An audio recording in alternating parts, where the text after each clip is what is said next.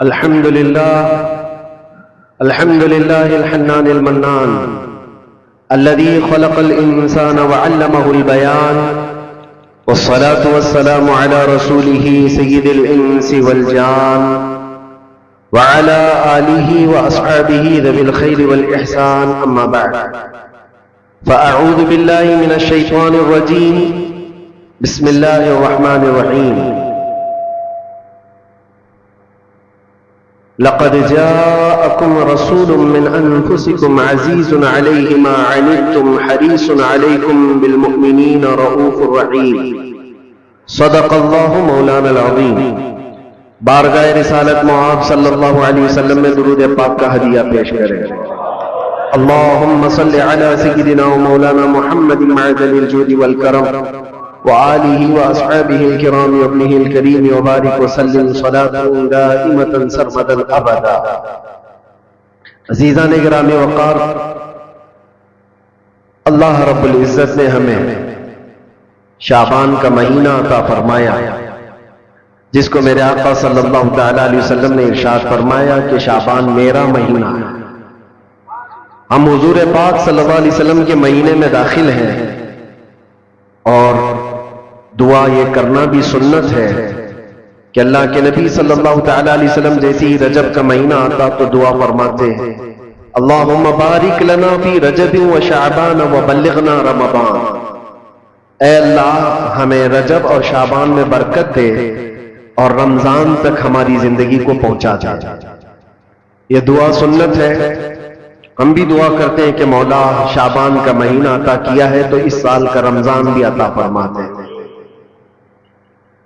عزیزان گرامی، حضور پاک صلی اللہ تعالی علیہ وسلم کی ذات اقدس کو رب کریم نے ہمارے درمیان اس طرح سے رکھا ہے کہ ہمارا ہر کام اور ہماری ہر شے حضور پاک صلی اللہ تعالی علیہ وسلم سے جڑی ہوئی ہے. اسی لیے اس کو اگر ایک جملے میں سمجھنا ہے تو وہ یوں ہے، وہ جو نہ تھے تو کچھ نہ تھا، اور وہ جو نہ ہو تو کچھ نہ ہو. ہماری زندگی حضور کے بغیر کچھ نہیں ہے، اور نہ ہی ہمارے سفر کا کوئی حصہ اور نہ ہی کوئی منزل حضور کے نام کے بغیر ہو سکتی ہے. جو چاہے دین سے باہر کچھ بھی کر لو، دین کے اندر حضور ہے. نبی پاک صلی اللہ تعالی علیہ وسلم کو چھوڑ کر کے اگر کوئی یہ کہتا ہے کہ یہ بھی حصہ ہو سکتا ہے تو ناممکن ہے، پاسبل نہیں. عزیزان گرامی، اعلیٰ حضرت فاضل بریلوی رضی اللہ تعالیٰ عنہ تو یوں فرماتے ہیں، وہ جہنم میں گیا جو ان سے مستغنی ہوا. مستغنی کا مطلب جو کہتا ہے کہ اب مجھے نبی کی حاجت نہیں ہے، اگر مجھے رسول کی حاجت نہیں، ضرورت نہیں، جو یوں کہا وہ جہنم میں گیا جو ان سے مستغنی ہوا. ہے خلیل اللہ کو بھی حاجت رسول اللہ کی ہے، خلیل اللہ کو بھی حاجت رسول اللہ کی. سیدنا ابراہیم خلیل اللہ علیہ الصلوۃ والتسلیم اولو العزم پیغمبر ہے، وہ جلیل القدر پیغمبر ہے، جن کی آزمائشیں صبح قیامت تک یاد کی جاتی رہیں گی، جن کے بیٹے کا ذبح ہونے کا، اور جن کے بہت سارے ایسے کردار جو حج اور عمرے میں ادا کیے جاتے ہیں. ان کی زندگی پاک کا ایک بہت اہم واقعہ کہ آپ کو آگ میں ڈالا گیا تھا. پتہ ہے حضرت ابراہیم علیہ الصلوۃ والتسلیم کو آگ میں ڈالا گیا تھا، لیکن بھڑکتی ہوئی آگ نے آپ کا کچھ نہ بگاڑا. حضرت ابراہیم علیہ السلام صحیح سلامت اس آگ سے باہر آئے. آپ کو پتہ ہے مفسرین فرماتے ہیں وجہ یہ ہے کہ ابراہیم علیہ السلام کی پیشانی میں اس وقت نور محمدی جگمگا رہا. حضور پاک صلی اللہ علیہ وسلم کس کی اولاد میں سے ہیں؟ ابراہیم علیہ السلام کی اولاد میں سے.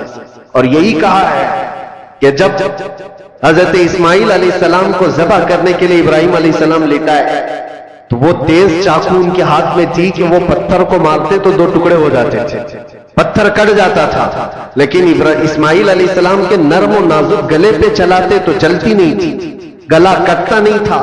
3 مرتبہ کوششیں کی ابراہیم علیہ السلام نے، گلا کٹا نہیں. اور پتھر پر مارتے تو پتھر کٹ جاتا تھا. मुफस्सिरीन फरमाते वजह वहां पर भी यही है कि इस्माइल अलैहिस्सलाम की पेशानी में नूर मोहम्मदी मौजूद था। अभी मोहम्मद मुस्तफ़ा सल्लल्लाहु अलैहि वसल्लम को कायनात में आना बाकी था। हर जगह जलवे मुस्तफ़ा के देखो, इसीलिए आला हज़रत ने कहा है खलीलुल्लाह को हाजत रसूलुल्लाह की। जब अंबिया किराम अलैहिस्सलाम को नबी की हाजत है तो हम और तुम क्या है? उम्मती हैं। हमें बगैर मुस्तफ़ा करीम सल्लल्लाहु तआला अलैहि वसल्लम के यहां पर कोई चीज हासिल करना पॉसिबल नहीं है। इसीलिए आला हज़रत फरमाते बखुदा खुदा का यही है दर। बखुदा मतलब कसम खुदा की, बखुदा का मतलब होता है कसम खुदा की। बखुदा खुदा का यही है डर, नहीं और कोई मफर मकर। उर्दू हार्ड है लेकिन समझ ले तो समझ में आ जाए। मफर कहते भागने की जगह और मकर कहते ठहरने की जगह। आला हज़रत फरमाते हुजूर को छोड़ोगे तो न भागने की जगह है न ठहरने की जगह है, कहां जाओ? नहीं और कोई मफर मकर। और अगर कोई ये कहता है मैं बहुत पहुंचा हुआ हूं, अल्लाह की बारगाह में मेरा बड़ा मकाम है, कोई अपने आप को वली भी साबित करता हो या कुछ लोगों ने मिलकर के किसी को वलीउल्लाह बना दिया हो, सब कान खोल करके सुन ले। कोई वली कब बनता है, कोई अल्लाह का वली कैसे मशहूर कर दिया जाता है। लोगों के ढकोसले से कोई वली नहीं बनता, किसी के छल्ले अंगूठियां पहनने से वली नहीं बनता, बालों के लट्ठे बना लेने से वली नहीं बनता, हत्ता कि अगर कोई पानी पे चल के दिखाए तो भी वली नहीं बनता, हवा में उड़ के दिखाए तो भी वली नहीं बनता। मियां ये इतनी बड़ी बड़ी चीजें मैं कह रहा हूं, ये तो कौम पागल है जो सिगरेट पीने वाले और तंबाकू वाले को भी बना लेती है। हकीकत क्या है? अल्लाह के नबी सल्लल्लाहु तआला अलैहि वसल्लम की जात अक़दस से ऐसी वाबस्तगी। अल्लाह का वली कौन होता है? फरमाते हैं इमाम इश्क व मोहब्बत जो वहां से हो यही आके हो, जो वहां से हो यही आके हो, जो यहां नहीं तो वहां नहीं। जो हुजूर के दरबार का नहीं है तो फिर अल्लाह के दरबार का नहीं हो सकता। जो वहां से हो यही आके हो। अगर हुजूर की शरीयत को छोड़ करके कोई कहता है अल्लाह का वली है तो वो सबसे बड़ा दज्जाल है, वो झूठा है। सैयदना शेख अब्दुल कादिर जिलानी रज़ियल्लाहु तआला अन्हु से बढ़कर के कौन पीर है? पीराने पीर गौसुल आजम दस्तगीर, जिनकी करामात पर हम और तुम तो छोड़ो, जो औलिया इकराम के मुतालिक आइन काइन करते हैं वो भी गौसे पाक को वली मानते हैं। हाँ, शेख इब्ने तैमिया अहले हदीस के बहुत बड़े इमाम शेख इब्ने तैमिया ने कहा है कि अगर कसरत से किसी की करामात साबित है तो शेख अब्दुल कादिर जिलानी की। उनके मुतालिक कह रहा हूं जिनकी विलायत पर सबका इत्तेफाक है, सारे मानते हैं। वो गौसे आजम रज़ियल्लाहु तआला अन्हु नमाज पढ़ रहे हैं और बादल का एक टुकड़ा आपके ऊपर साया बन गया है। किसी और के ऊपर बन जाए तो फिर पता नहीं वो क्या समझ ले अपने आप को। वो बादल के टुकड़े से आवाज भी आने लगी, बात भी हो रही है। ए अब्दुल कादिर, आज से तेरे लिए सारे हराम हलाल कर दिए गए, आज से तेरे लिए नमाज माफ कर दी गई। इतनी इबादत तुमने की है। सरकार गौसे पाक ने इबादत भी उतनी की थी। अगर कोई 100 रकात पढ़ करके थक जाए और वो सोचे कि मुझे कहीं से आवाज आई तो उसको लगता है हाँ पक्का मेरी कबूल हो गई। 100 तो पढ़ा हो। गौसे पाक तो 40 साल तक पूरी रात इशा से लेकर फजर तक खड़े रहे। 40 साल तक हड्डियां निकल आई थी जिस्म से। एक अंगूर के दाने से सहरी करते और एक गिलास पानी से इफ्तार किया करते। और इतनी कसरत से इबादत के बाद अगर आसमान से आवाज आए तो बंदे को यकीन हो जाना चाहिए कि मेरी तो इबादतें इतनी हैं, हो सकता है डायरेक्ट मेरे पास अल्लाह की तरफ से बात आ रही। लेकिन गौसे पाक की तरफ आवाज आई बादल के टुकड़े से, ऐ अब्दुल कादिर, आज से तेरे लिए नमाज माफ है, सारे जितने तुम्हारे लिए हराम चीजें थे हलाल हो गई। गौसे पाक ने जलाल में कहा यह आवाज रहमान की नहीं, ये शैतान की। कोई चीज किसी के लिए कयामत तक हराम हलाल नहीं हो सकती जिसको मेरे मुस्तफा ने हलाल हराम किया। जो नबी पाक ने हराम कर दिया वो कयामत तक के लिए हराम है, किसी के लिए हलाल नहीं हो सकती। उसमें अब्दुल कादिर जिलानी क्या और कोई और क्या। गौसे पाक फरमाते یہ آواز شیطان کی. اور دوسری چیز، آج سے میرے لیے عبادت معاف ہو گئی. غوث پاک فرماتے ہیں جو سید الانبیاء کے لیے نماز معاف نہیں ہوئی تو عبد القادر کے لیے کیسے ہو سکتی؟ یہاں تو بہت سارے ایسے بیٹھے ہوئے ہیں، یہاں بیٹھے اور تصور میں نماز پڑھ رہے ہیں، اور دیوانے لوگ بھی ان کے پیچھے بھاگے جا رہے ہیں. سوچو تو صحیح، نبی پاک صلی اللہ علیہ وسلم کو چھوڑ کر کے اگر تم چاہتے ہو، کچھ لوگوں نے ایسے گمراہ کر رکھا ہے لوگوں کو. یاد رکھنا میرے عزیزو، ولایت کی کسوٹی شریعت مصطفیٰ ہے. حضور کو چھوڑ کر کے کوئی ولی نہیں بن سکتا. ولایت وہی ہے جو نبی پاک صلی اللہ تعالی علیہ وسلم کے نقش قدم پر چل رہا ہو. پیر ہو تمہارا، ولی ہو کوئی، ایسے کا دامن آنکھ بند کر کے تھام لینا جو تمہیں آنکھ بند کر کے سیدھے مدینے پہنچا دیتا ہو، حضور کی محبت تمہارے سینے میں ڈالتا ہو. باقی جھولا چھاپ ہے، باقی سب چندہ چھاپ ہے. دنیا میں ایسے ڈھکوسلے بہت ہوں گے. شیطان خضر کی لباس میں گھومتا ہو، اس کے پیچھے آنکھ بند کر کے بھاگنا تمہارے لیے بڑا خطرناک ہے.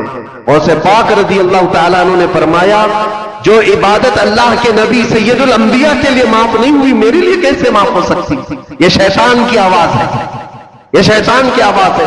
بادل کے ٹکڑے سے شیطان آواز دے سکتا ہے، بادل کے ٹکڑے سے شیطان آواز دے سکتا ہے، تو پھر کسی کی چٹھی نکال کے کیوں نہیں دے سکتا؟ آج کے دور میں لوگ یہ سمجھتے ہیں چٹھی نکالتا ہے بابا اور سب ہمارے راز جانتا ہے. یہاں شیطان بہت کچھ کر سکتا ہے. ابھی بڑا دجال جب آئے گا وہ تو بارش بھی برسا کے دکھا سکتا ہے، سبزہ اگا کے بھی دکھا سکتا ہے. حدیث پاک میں وہ بڑا دجال تو مردے کو زندہ کر کے بھی دکھائے گا. لیکن تمہارے ایمان کا امتحان ہوگا. ہر گھڑی تم یہ دیکھو، یہ سارے عجائب دیکھ کر کے پاگل نہ ہو جانا، اپنے نبی کو یاد کرنا. میرا خدا رب العالمین ہے، اللہ رب العزت ہے. اور اب آپ کو میں بتاؤں، غوث پاک رضی اللہ تعالیٰ عنہ پر دوسرا حملہ کیا شیطان.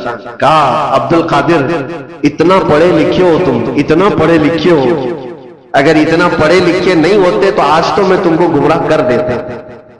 آج جو میں نے کہا ہے، اب شیطان اپنی اصلیت پہ آیا. آواز جو آ رہی تھی بادل کے ٹکڑے سے کہ تمہارے لیے عبادت معاف ہے، تمہارے لیے حرام حلال ہے. غوث پاک نے جب جواب دیا تو شیطان کہتا ہے بہت پڑھے لکھے ہو تم، اور اتنا پڑھے لکھے ہو کہ آج تمہارے علم نے بچا لیا تم، ورنہ گمراہ ہو جاتے آج. غوث پاک نے فرمایا ابلیس تو مجھے دوبارہ گمراہ کر رہا ہے، مجھے میرے علم نے نہیں، میرے خدا کے فضل نے بچایا. علم تو تیرے پاس بھی تھا، علم تو تیرے پاس اتنا تھا کہ فرشتوں کو پڑھایا کرتا، لیکن تو بچ نہ سکا. اس لیے میرے عزیزوں، ہر گھڑی اس کا وار ہے شیطان کا، ابلیس کا ہمارے اوپر.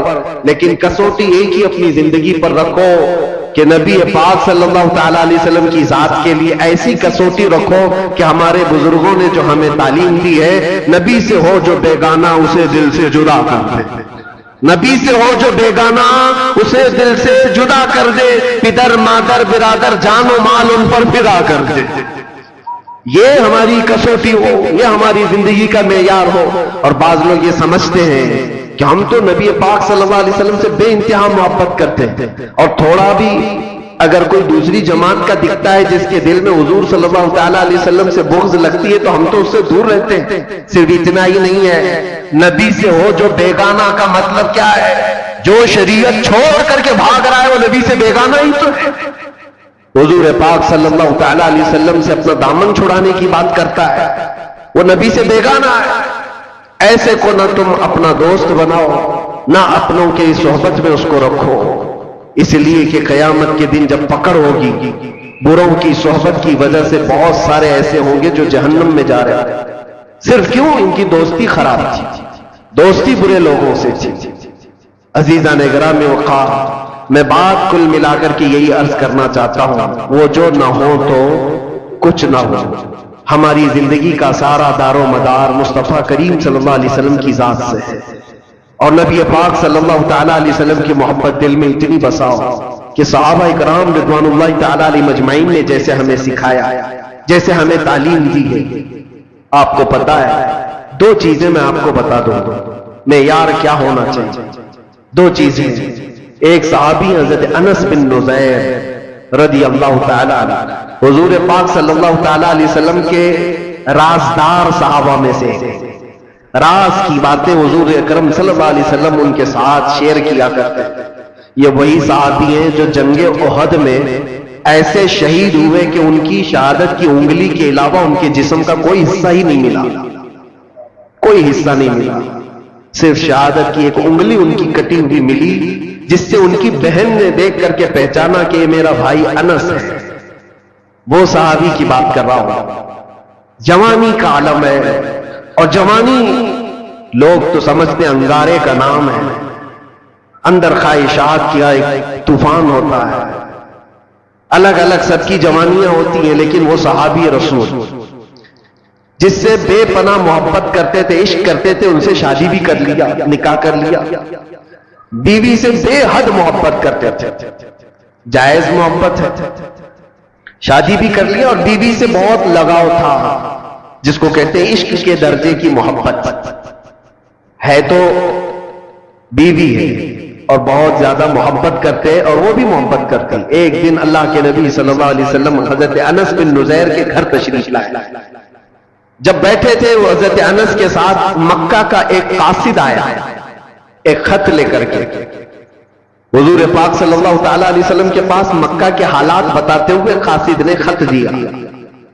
حضور صلی اللہ علیہ وسلم نے انس بن نزیر سے کہا پڑھو خط میں کیا ہے، سناؤ۔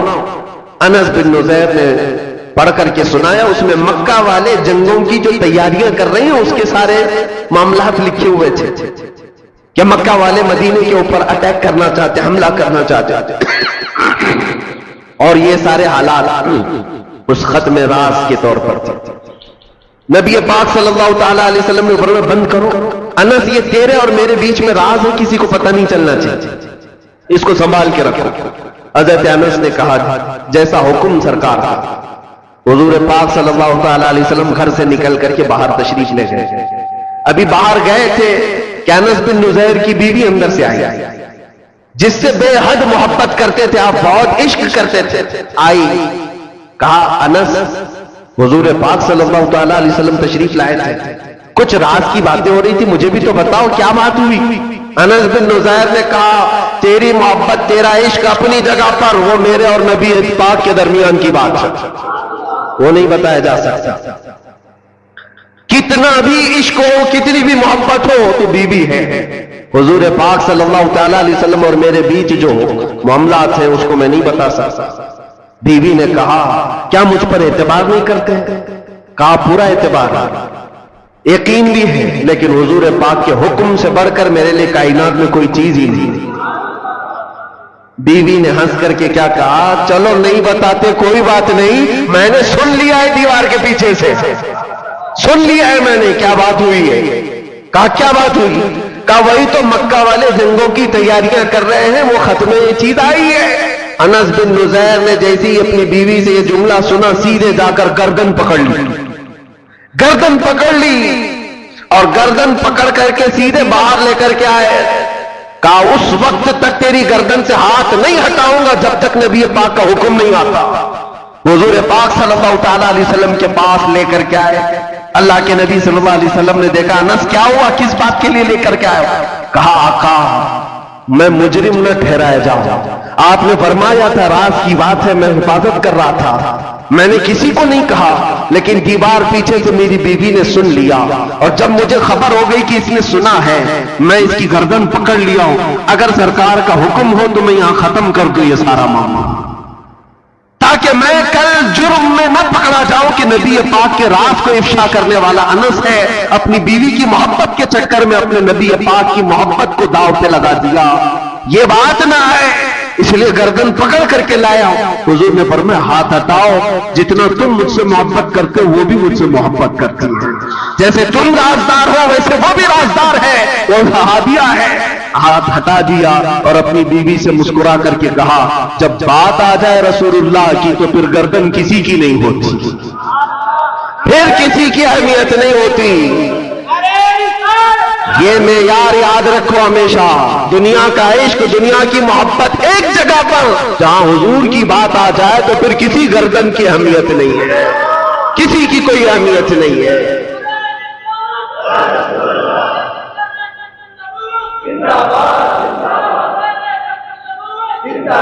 یہی معیار صحابہ نے ہمیں دیا تھا، یہی معیار۔ اور آج جو چیزیں ہمیں روک لیتی ہیں میرے عزیزو، یہ ہمارا کمفرٹ جینے کا شوق، ہمارا آرام سے رہنے کا شوق ہمیں بہت ساری قربانیوں سے پیچھے لے جاتا ہے۔ کیوں نہیں بات کرتے آج کوئی؟ حضور پاک صلی اللہ تعالی علیہ وسلم پر اگر کتے بھونکتے ہو، کوئی خاموش بیٹھتا ہے یا کوئی خاموشی سے سنتا ہے تو صرف اس کے پاس ایک مجبوری ہے، بولوں گا تو میرے بیوی بچوں کا کیا ہوگا، میرے گھر بار کا کیا ہوگا، میرے جائیداد کا کیا ہوگا۔ میں پوچھتا ہوں کیا وہ صحابہ کے بیوی بچے نہیں تھے؟ ان کی جائیدادیں نہیں تھی؟ ان کے گھر بار نہیں تھے؟ عزیزان گرامی وقار، ان کے تو ایسے تھے جن سے وہ کمال درجے عشق کرتے، محبت کرتے، لیکن جب حضور کی بات آتی تو کہتے کل جہاں ایک طرف میرے مصطفیٰ کی محبت الگ ہے، اس کا مقام الگ ہے۔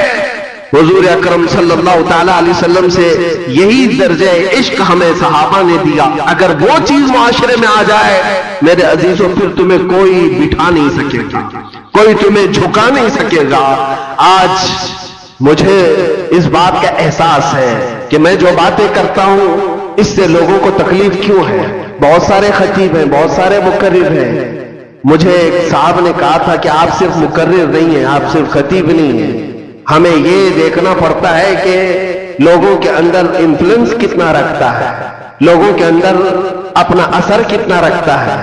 اور ہم نے بتایا اثر کیا یہ زبان کی وجہ سے ہوتا ہے؟ زبان تو ہزاروں کے پاس ہے، نہیں، اثر یہ صرف اور صرف محبت مصطفیٰ کی وجہ سے ہوتا ہے۔ اور جہاں بندہ یہ احساس کر لے جاتا ہے میری ذمہ داری ہے، میں نبی کا ہوں اور میری ذمہ داری ہے، میرے عزیزوں، پھر کسی خطیب اور مقرر کی بھی اسے ضرورت نہیں پیش آتی۔ وہ صحابہ کرام رضوان اللہ تعالی علیہ مجمعین کو قربانیاں دینے کے لیے کسی نے اکسایا تھا، کسی نے ابھارا تھا۔ کیسے؟ وہ صحابیہ کی بات جب میں یاد کرتا ہوں تو رونگٹے کھڑے ہو جاتے ہیں۔ جنگ کے میدان کے بعد آتی ہے حضور کی بارگاہ میں اور کہتی ہے سنا ہے میرا جوان بیٹا شہید ہو گیا، اگر آپ حکم دیں تو میں اپنے بیٹے کی لاش دیتے۔ یا خبر آ جائے کسی کے مرنے کی تو کیا حالت ہوگی، لیکن ایک ماں ہے حضور سے اجازت لے کر آتی ہے، اگر حکم دیں تو میں اپنے جوان بیٹے کو دے دوں۔ حضور نے فرمایا دیکھ سکتی ہو، جاؤ۔ میدان میں لاشیں ہیں، اس میں ایک جوان بیٹا خون میں لت پت اس بوڑھی خاتون کا نیچے ہے، لاش کو اٹھایا، کپڑے ہٹایا، جبہ ہٹا کر کے پیٹھ کو دیکھا، پھر بوسہ لیا اور سجدہ کیا۔ جو صحابہ کھڑے تھے پوچھتے ہیں اماں جانی کیا کر رہی ہو؟ کہتی ہے خاتون مدینے کی، جب یہ جوان میرے گھر سے نکل رہا تھا میرا بیٹا، میں نے اسے وصیت کی تھی، سنا ہے کہ حضور پاک صلی اللہ تعالی علیہ وسلم پر وقت سخت آ گیا ہے، مشرکین سختی سے حملہ کر دیے ہیں، بیٹا یاد رکھنا اگر حضور کو چھوڑ کر میدان سے بھاگتے ہوئے مارا گیا تو میں اپنا دودھ معاف نہیں کروں گا، میدان چھوڑ کر بھاگتے ہوئے مارا گیا تو میں اپنا دودھ نہیں معاف کروں گی۔ اور میں نے سنا آج میدان میں سے بہت سارے لوگوں پر ایسے حالات آ گئے تھے کہ ان کو بھاگنا پر مجبوری آ گئی، وہ ادھر ادھر بکھر گئے تھے۔ مجھے ڈر یہ تھا کہ میرا بیٹا بھی تو بھاگتے ہوئے نہیں مارا گیا۔ میں میدان میں آ کر یہی تو دیکھ رہی تھی پیٹھ پر تیر کے نشان تو نہیں ہے کہ بھاگتے ہوئے اس کو پیچھے سے کسی نے مارا۔ پھر میں سجدہ شکر اللہ کی بارگاہ میں اس لیے ادا کر رہی ہوں میرے بیٹے کی پیٹھ پر ایک بھی نشان نہیں ہے، جتنے سب سینے پر کھا کر کے مرا۔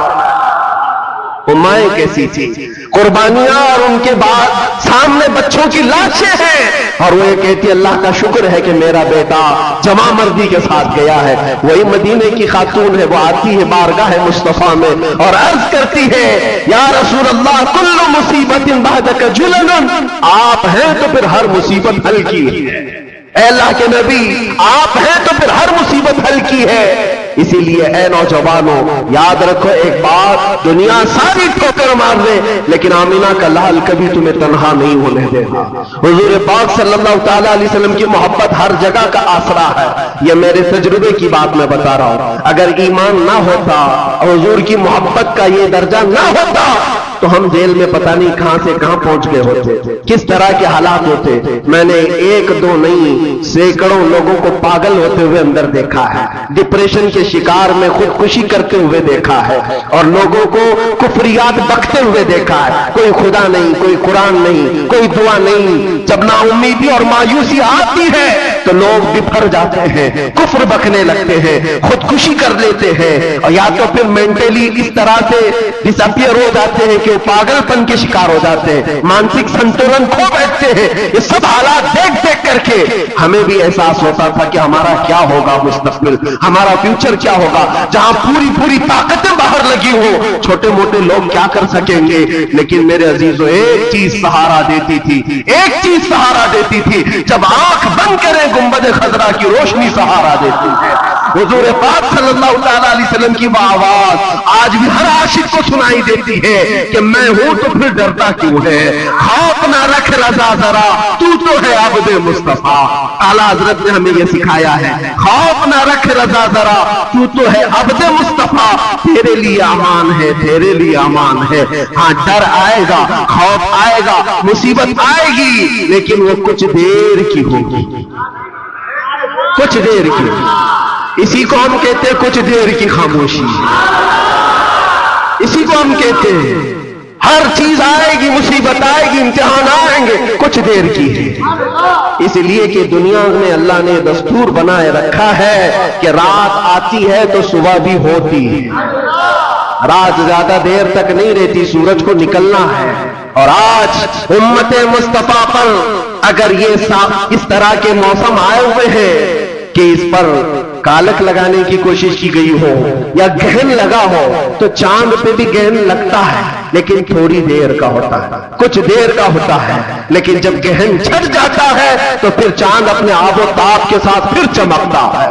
اور ہم سب کی زندگی کا یہی دستور ہے میرے عزیزو، ایمان والے ہو تو ایک بات یاد رکھنا، جہاں میں اہل ایمان مثل خورشید جیتے ہیں، یہ سمجھ کے چلو، جہاں میں اہل ایمان مثل خورشید جیتے، خورشید سورج کو کہتے ہیں، ایمان والوں کی مثال شاعر یہ کہہ رہا ہے، دنیا میں ایمان والے سورج کی طرح جیتے ہیں، ادھر ڈوبے ادھر نکلے، ادھر ڈوبے ادھر نکلے، ان کے لیے ہمیشہ کا غروب نہیں ہے۔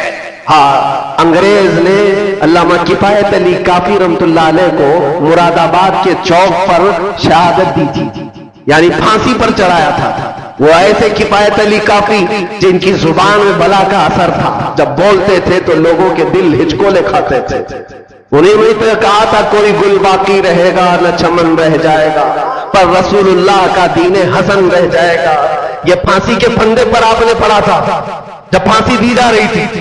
کفایت علی کافی یہ مراد آباد میں، مراد آباد کو اس لیے میں بار بار فوکس کر کے بتا رہا ہوں، توجہ، یہ یو پی کا ایک شہر ہے، پھانسی دے دیا، 3000 انگریزوں نے پکڑا تھا ایک عالم دین کو، ایک عالم دین کو پکڑنے کے لیے، اس لیے کہ یہ باطل قوتیں ہمیشہ یہ بتاتی ہیں ہم کتے اور تم شیر ہو، ہمیشہ وہ بتاتی ہیں جھنڈ میں آ کر۔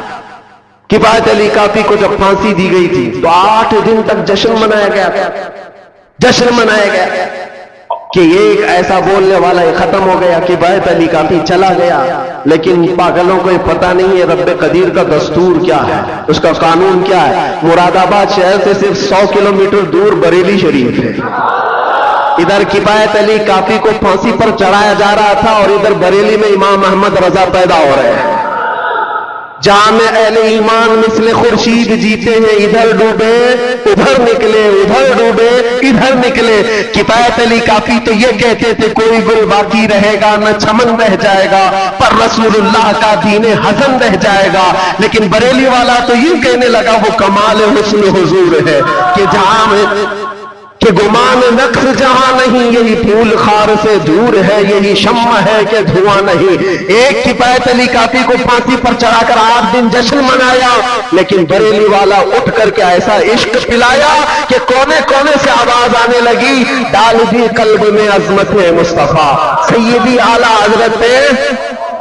ہاں اللہ کا یہ دستور ہے، آج میں یہاں کھڑا ہوں، کل نہیں ہوگا اور کوئی اور آئے گا، لیکن یہ منبر خالی نہیں ہوگا، یہ منبر خالی نہیں ہوگا، یہ مسجد ویران نہیں ہوں گی۔ میں اسی مسجد کا امام، میں اسی میں منبر کا ایک خطیب رہا، لیکن میرے بعد لوگ آتے گئے جاتے گئے، کیا کسی دن نماز بند ہو گئی؟